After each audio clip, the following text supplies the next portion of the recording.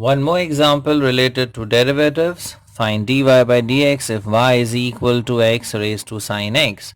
So we have x term raised to x term, a function raised to function. So such derivatives are obtained using the technique of logarithm. So the next step is we take log on both sides.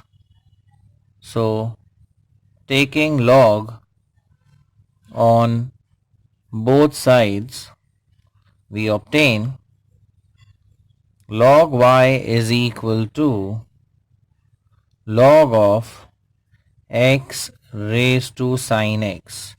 Now this sine x term, we take it ahead. So we have log y equal to sine x into log x. Now we differentiate with respect to x. So we obtain 1 by y dy by dx is equal to, on the right hand side, we apply the multiplication rule.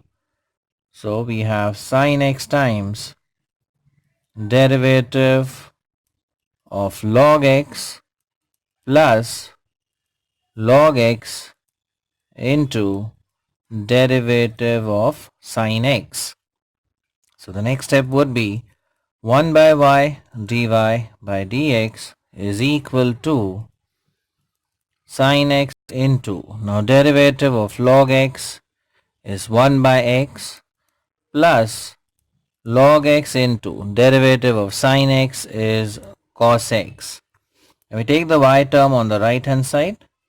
So we get dy by dx is equal to y into, now this term becomes sin x upon x plus log x times cos x. And the last step is we replace the value of y by x raised to sin x. So just replacing y by x raised to sin x. So we get dy by dx is equal to, now we replace y by x raised to sin x times sin x upon x plus log x times cos x. So log x times cos x. So this is the required derivative value. Download the app Maths Guide from Google Play today. Like it, share it, and subscribe to our channel for more such interesting videos. Thank you.